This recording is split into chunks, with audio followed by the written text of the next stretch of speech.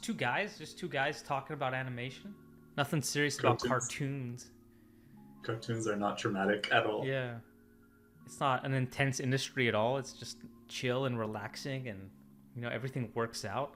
Hey guys, I'm here with animator Andres Derakhshani, and we're gonna go through his journey from being a 2D animator to eventually being an animator on Arcane. Season 2 coming soon. Hey Daniel. Thanks for joining us. Thanks for coming. So we're gonna go through your reels, starting from your 4th year film, which got you your first job at Pipeline Studios, and then we're gonna eventually go to the reel that got you your job at Fortiche, and everything in between, which you've been at quite a few studios. Yeah, when you look back on it, it's a lot for like the short amount of time I think I've had so far in my career. It's really humbling looking back and seeing like, wow, like people hired me from this, and then it's cool seeing the progression, of course. Yeah, I did think that when I was looking back at my work. I'm like, why? Why would they want that? But hey, you know what? It's not up to you to decide. It's up to the studio, and if they give you a job, then that's all that matters. So true. Take what you get and run with it. Yeah. All right. So Sheridan. We both went to Sheridan College. We both graduated in animation. You became an animator. I didn't. What? Shame on you. Did you know you wanted to do 3D, or did 3D come after Sheridan? When you're like, there ain't no 2D jobs anymore. I mean, I think like because Sheridan was such a traditional program, like, I mean, first 2 years we were not really animating that much. It was like one animation class and then just all drawing. Yeah, so like they kind of train us to love drawing and like 2D, and then all of a sudden like the industry's 3D and you're like, what? I feel like they swapped now, but I mean, they really kind of had us animating on paper for a while, like something that you don't really do anymore. But do you feel like that helped you now? Like, do you wish that it was just a 3D program and they just did like whatever animation mentor type schooling and that you didn't have to draw? Or do you appreciate the drawing fundamentals that it gave you? I think drawing always helps. It's just like another tool, right? It's like learning like scripting and making tools in Maya. Like drawing is like a huge asset. I think from 3D animators, like seeing that they have like a 2D background, you can really see it influences and gives them like certain strengths in their 3D animation, like really strong dynamic posing and like really pushing things beyond the software. So I would say definitely like it's had an impact on me. Maybe not as much as other 2D animators, but like for sure. So many things I've carried on that I still use today. That's good that it wasn't for naught. Yeah, imagine like 4 years of intense drawing. And you're like, no, it didn't help me at all. It was kind of a waste of time. Well, maybe I just tell myself that so I'm not depressed. All right, so this is Andres' 4th year film. What was it called? Alligator orthodontist? No, crocodile dentist. What the hell? I mean, they put on braces, so I mean, we'll see. We'll see what the audience feels like it should be called. Please comment if you feel like this short should be called Alligator Orthodontist or Crocodile Dentist. Let's see what's more accurate. There's going to be no audio, by the way. All right, yeah. Here it is.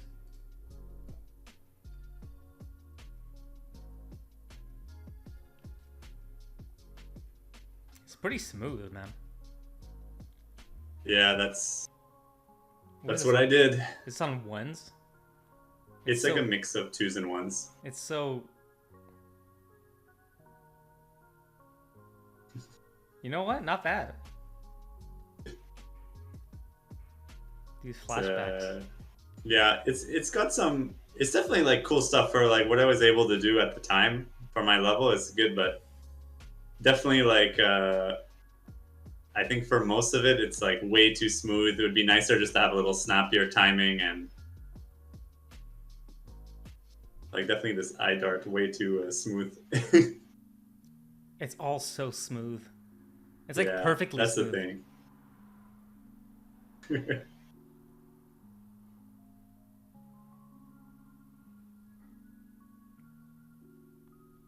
He still charges him. I didn't know in this bird civilization there's still like capitalism. So that was your 4th year film.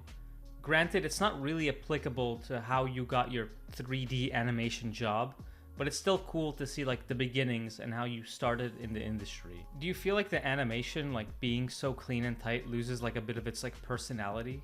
Yeah, I think it's just also like it's smooth, but like a lot of it has really even timing. So that kind of gives that sharpness and that like natural feel. So a lot of shots. Also because of the time constraint, I had to rush. You know, there were a few shots you could see I put way more effort in than others, and like you can see the rushed ones like are just very like it's just smooth, not really carefully timed. So is there any glaring thing that you want to like scroll through and like point out? Even this shot is one of the last ones I did that was like really rushed, and it's like you can see like the way he opens the beak and it's like very even, and then it just like stops. Oh yeah, and so the beak is like the beak is completely frozen and the head is moving so much, and the beak is just there. It's like separated from his body. That's funny. That's what? You take shortcuts. And he literally teleports away. There's no teleports out. There's no animation. Yeah, it's not animated. You know what? It's just the sound effect that sells it. It works actually. Even like the connection of the arm, like I would like it'd be so much more appealing if the arm kind of like connected with the line of the back, like maybe even like that. I don't know, but like it's completely separated. It's like it's just like a chunk on its own. Just like the drawings, like even if the animation was the same, but the drawings were, you know, better connected and done, like it would be more appealing. Yeah. Okay, so you graduated Sheridan. You worked as a 2D animator for Pipeline for like a year and a half. What made you transition into 3D animation? Like when did you take that first leap? How did you do it? What got you there? Yeah, I mean, so like I said, like when we were finishing up our films and graduating, like I knew 3D was where the industry was at. So I was like, okay, well, I'm gonna have to learn 3D because I know what the 2D jobs were. And you know, I started working at Pipeline. You know, first industry experience, so it was like intimidating. It was hard, you know, having to produce like quality work on a tight deadline because TV is very fast paced. Like we were doing 35 seconds a week. But yeah, then after that, I decided to take Animate classes while working at Pipeline. How did you like it at first when you took your first like Animate class? Well, the nice thing with Animate, I had no idea where I was at compared to other people taking the courses. So they let you submit a reel to Jason Ryan, the head of Animate, and he looks at your reel and kind of like places you in what workshop he thinks you are, because they go in like sequential order, like a school. Like, so he put me in like the third workshop, which is like basic body mechanics. Oh, and I took that workshop with Alexi Wanneroy, who ended up being my supervisor on Arcane. And you know, it was tough for me going from to 3D for the first time. You know, I slowly he teaches you some tips, especially if he knows you're a beginner in 3D, and slowly started picking up some workflows. And then after that workshop, I took another iAnimate class, which was a facial animation workshop. But because those workshops are so intense and I was working full time, I kind of took a risky decision and decided to quit working at Pipeline to focus purely on my 3D reel and try to get into feature, which at the time was kind of scary. But because I just started my career, I was like, oh shoot, how do I know I'm going to find another job after this? I don't have any feature experience. Like, am I even going to get noticed? But I felt like at Pipeline, like I knew I wanted that career shift. So it was sad because I, you know, liked the people I worked with at Pipeline, but it was what I really wanted. So okay, so this is the demo reel that you did after quitting Pipeline. During Pipeline, and some of them were after. Yeah, so this is the demo reel that got you your first 3D job at Micros, right? Mm-hmm. Okay, let's take a look. Why is it so hard to believe that I have a date with a perfectly nice, normal girl? Oh, this is awful. So improper. I remember this. So disrespectful. If I need you to stay here tonight, can you do it? Yes, sir, I can. Thank you.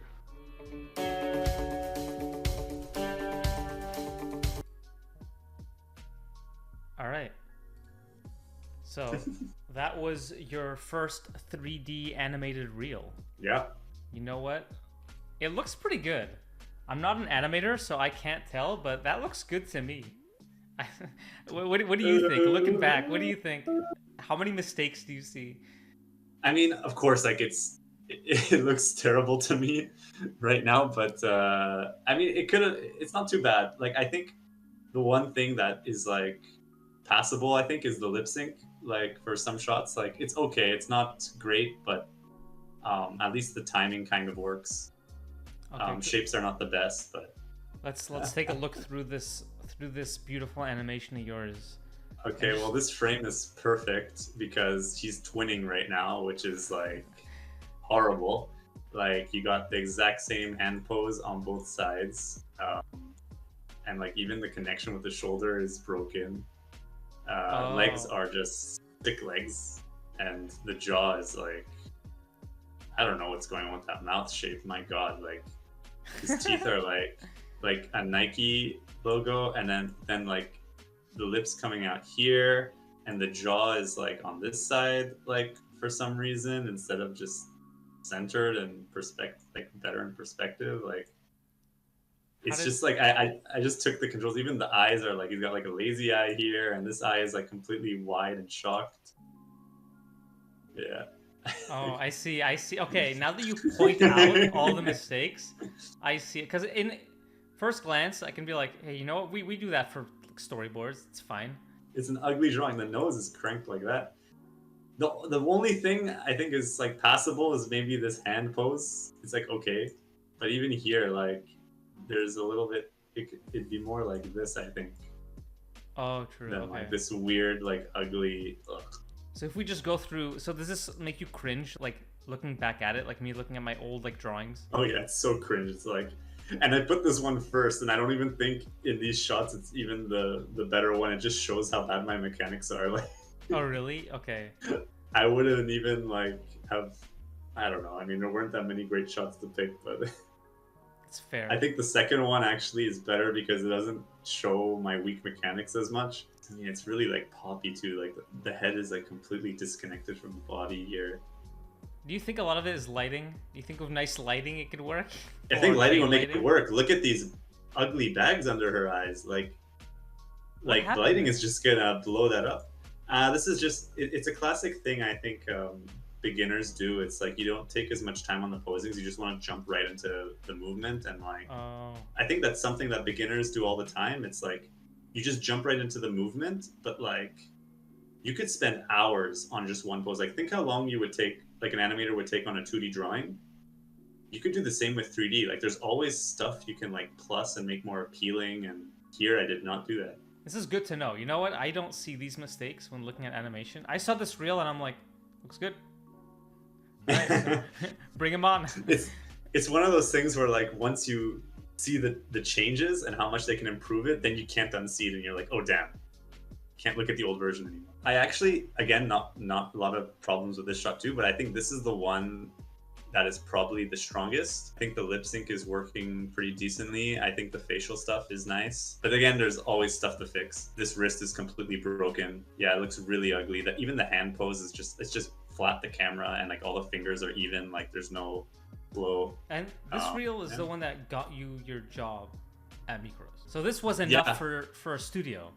Like even though you see a lot of errors, sometimes it's still like enough with all the little things combined. If you're a decent enough animator, you don't have to be perfect, right? So this was enough to get your foot in the door. I think, yeah, I mean, I would say like, even though if you don't think your reel is good enough, still apply. Like applying doesn't hurt. I always say just apply anyway. Worst thing they can do is say no. I was lucky as well because they were in crunch time on their production at the time, and a lot of their artists left early.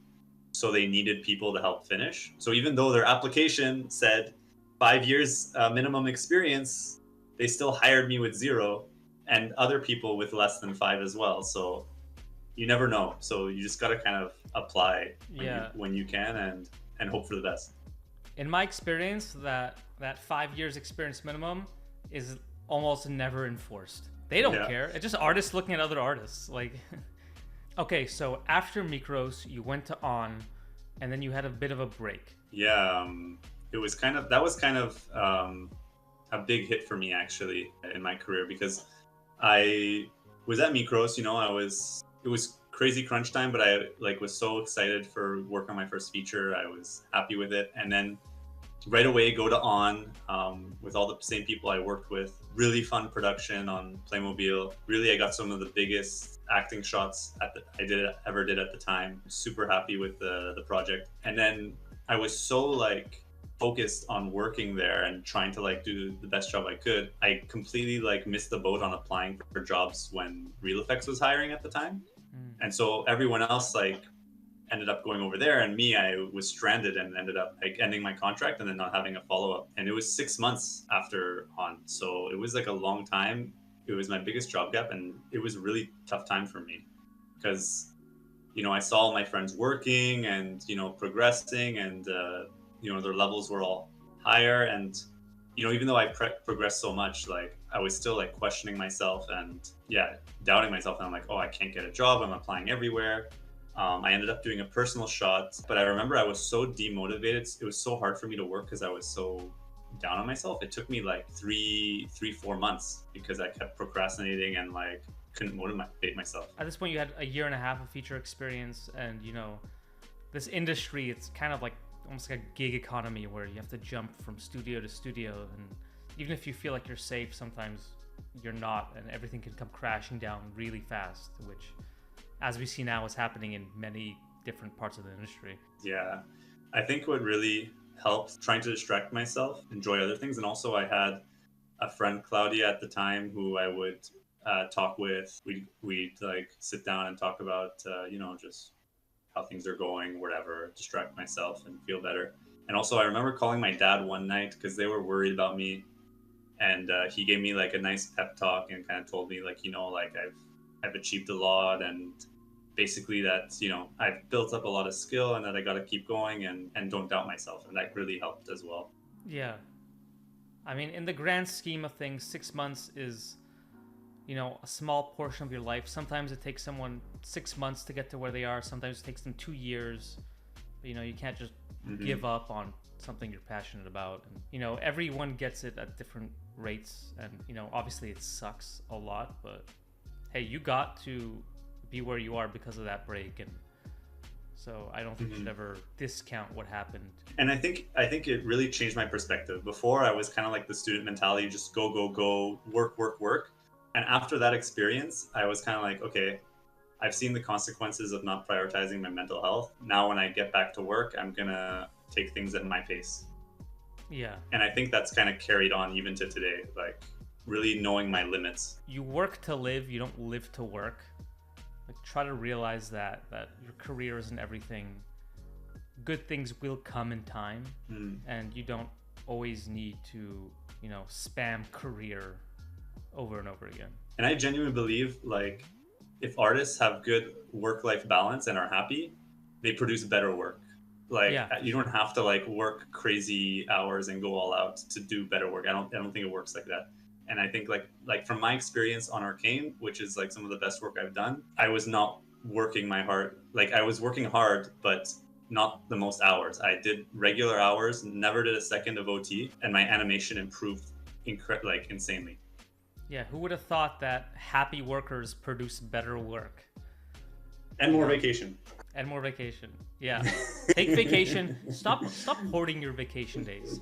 Don't let it pay out. Take those vacation days. It's okay to take sick days. You don't have to work through your illnesses. Take your time, you know. Just relax. Yeah. Preach. After the 6-month break, what then? So yeah, you know, I was applying literally everywhere. Like, not even just feature. Like, I was applying like TV and VFX and everywhere. And I remember actually, it was on LinkedIn. I saw the head of animation, Kyle Dunleavy, did a random post saying they're looking for animators. Head of animation at Framestore.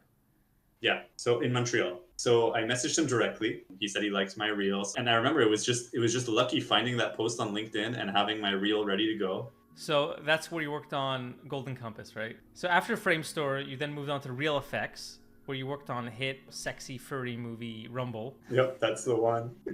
We didn't know we were making a furry movie until the first trailer came out and we saw the comments. The director was laughing so much. Yeah, we didn't know. But then we saw the fan reactions and we're like, oh, I guess we accidentally made a furry movie. Yeah. And you know what? I still haven't seen the movie. I'm sorry about that. But I have seen the fan art. It was very well made. And then after Real Effects, you got a certain opportunity. Going back to my first iAnimate teacher, Alexi. So Alexi Wanneroy, if you don't know him, he actually is an ex-DreamWorks guy. Was there for a long time, worked on like Dragons, Kung Fu Panda, a bunch of Rise of the Guardians. Yeah. So a lot of stuff. But so he is originally from France. So he ended up going back to France a little bit before that. And so he ended up going to Fortiche, was started as a lead, then became a supervisor and wanted to open up a studio in the south of France, Montpellier. He was opening up a studio and contacted me and said, hey, we're working on this project called Arcane. Would you be interested? And he sent me a trailer, and I remember they released that trailer like years before. It's like that first shot where they're like kids and there's like the skyship flying. It was like a little like teaser test they did, and I remember seeing that. I'm like, oh, because I knew League of Legends. I'm like, oh man, it'd be really cool if they did like a series about that. The visuals look really good, and then like nothing for years. And I was like, oh, is this project still a thing? I thought it was canceled, like nobody heard about it. And he's saying like, yeah, they're finishing up season 1 and do you want to have a call about it? At the time I was locked down. We were finishing up on Rumble at Real Effects. And so mental health wise, I think everyone was kind of going through a lot. Me too. At the time, I worked on a lot of projects, but there wasn't a project that I was crazy passionate about. So I was still kind of looking for that dream project. And I knew League of Legends was big, so I knew it would be popular. But at the same time, I was working in feature and this was a series. And at the time, everyone wanted to get into feature because it was higher quality and stuff. Like it seemed like almost like a step back. Exactly. Looking back now, obviously it doesn't, but at the time, going to TV felt like a bit of a step back from like feature films. Yeah, that was just how it was at the time. On top of that, it was a video game adaptation, which at the time there was not a single good video game adaptation to TV or film. So I was like, but my mentality was I sat down and talked with him. I trusted Alexi. So if he's on a project, I'm sure it has quality. And he told me it was 5 seconds a week, which is like was unheard of on TV. Like like I said, 35 seconds or like at best 15 seconds, but not 5 seconds. I was like, that's almost feature quality. So I sat with him. It was a really casual call because he already knew me. He just showed me it was like one of the sequences in episode 1 when they're on the rooftops. So I'm watching this and I'm like, okay, like the animation is good and it's different. It's like unique. The designs are really appealing. The comp is great. Like, what's the catch? And like, and he even said they have real-time rigs. So then I'm like, okay, I've never worked with real-time animation. Like I could never play my animation in Maya at any studio I worked at. It would always chug. Yeah. You'd have to play blast to watch and you lose a lot of time that way. And then he told me that and I was like, no way, you're like, this can't be true. But then when I saw the animation, I'm like, okay, it makes sense. That's how they're getting the quality with 5 seconds a week because you have real time. You don't have to waste time play blasting. You just play it in Maya. If it doesn't look good, you change it and you just work like that. But however, there was one catch, and that's you had to take your life across the ocean to France. Yeah, during COVID. During COVID. During a worldwide pandemic, I was just going in hoping that this could be a project that, I was hoping just that the quality was good, Yeah. Story-wise, I thought it would be like, I thought what everyone thought about video game adaptations. I thought the story would be really bad and it would just be like flashy, pretty stuff, which would have been fine with me. I'm like, okay, a cool like League of Legends show, like maybe it doesn't have the best story, but that'd be cool. And I get to go to France and experience a new culture. Should we take a look at the reel that Alexi saw that made him confident in you working on Arcane? Mm-hmm. Nico, my new Viking friends are coming for you. I'm sure of it. And when they free me, we're all gonna make you pay. Well, good luck to them finding you. Good luck to anyone finding you here. This entire city. I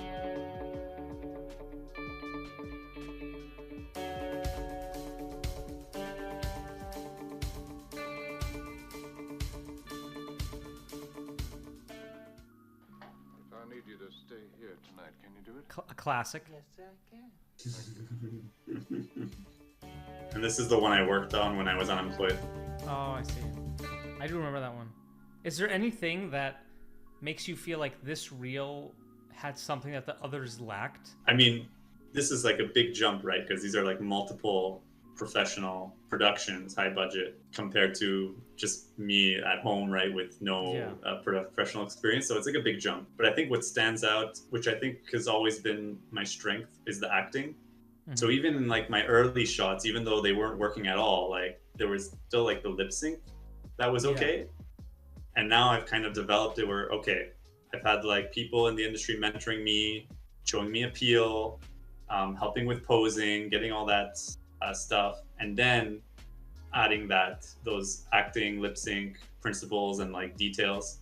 Yeah. And all that kind of together is what brings like these shots together. So even this first shot, which I really liked, you know, it's a long shot, some actings, you know, some timing variation. You can see expression changes. That's always a big one, like a change of expression, like from thought process of a character. That's something that they like to see.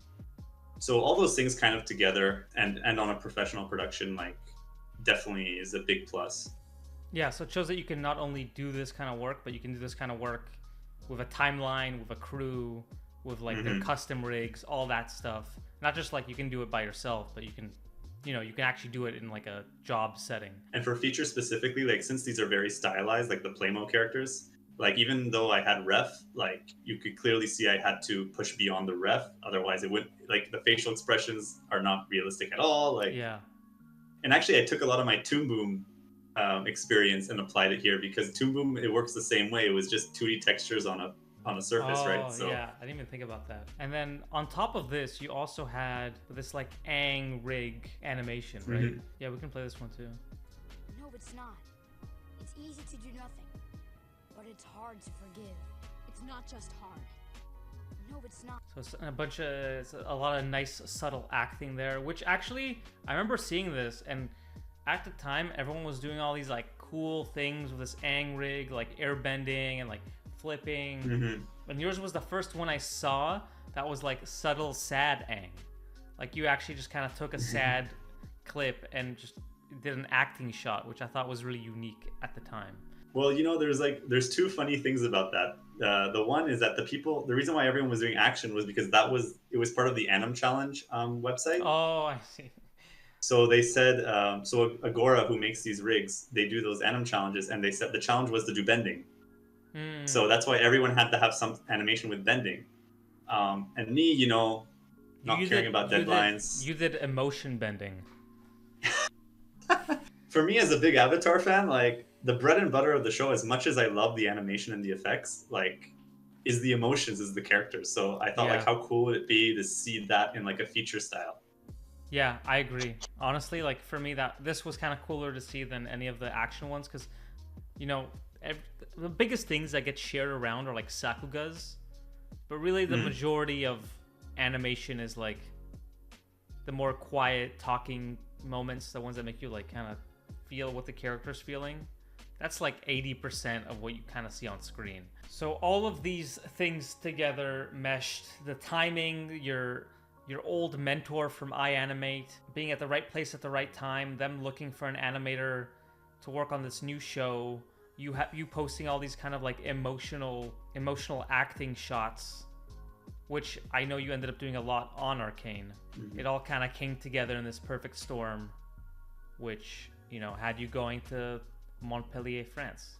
Yes. So you actually shared this video where you show your whole journey from starting at Sheridan to the end of your like time in Arcane. Well, what you can show of your time in Arcane. Yeah, I think I love showing this because it's, like I said, it's humbling to me, but I think it's great for people to see that you don't have to be at a super high. You're never at a super high level from the beginning. You always got to start from somewhere. So let's see. I can see already the stop motion from like second year of Sheridan. All right, let's take a look.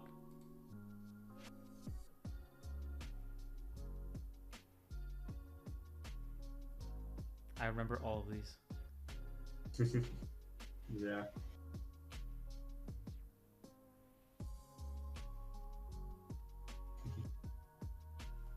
Nice. Oh yeah.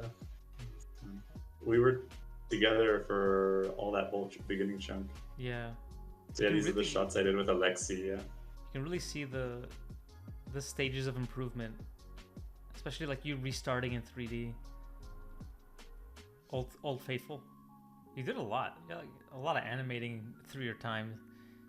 That's what I'm saying. It's like you got to do your reps. It's like a muscle, right? You got to train Yeah. it. It doesn't just happen.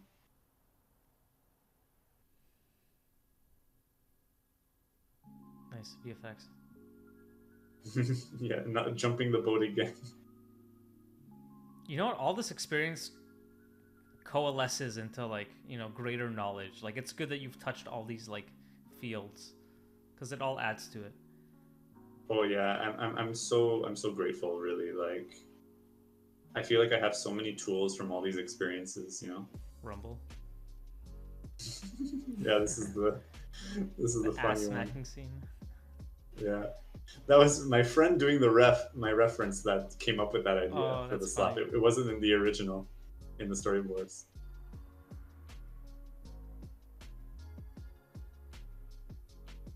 And there we go, Arcane. Yeah, so lots of things way before that.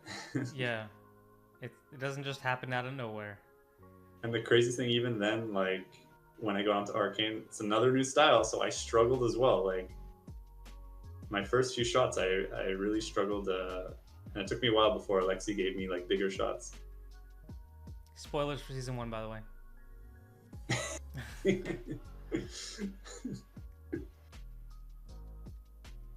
Big spoilers. The bro moment. Yeah. These are my favorites. Alexi actually did the ref for Jace on this shot. Oh, really? Oh, wow. Yeah. It's an iconic shot. That was cool seeing your whole journey in like 4.5 minutes. How does it feel condensing your whole life, your whole like career into a little snippet? Does it feel weird seeing all that? Yeah, it's a weird feeling, but it's a nice feeling because I don't really see the work. I just see the experiences I had going through, you know, all the Yeah. people and all the things I felt at the time. 100%. Yeah. Anyway, thanks for sharing all that. Thanks for coming on, man. I'm really excited to see your work in season 2. Sounds good, man. Thanks for having me. Yeah, it's been a blast seeing your journey from Sheridan all the way to Arcane. Thanks for watching, guys. Don't forget to like, comment, and subscribe. Let me know what else you want to see. Thanks, guys. Yes. Like, share, and subscribe to this guy. Oh, wait. Other way. All right. Bye, guys.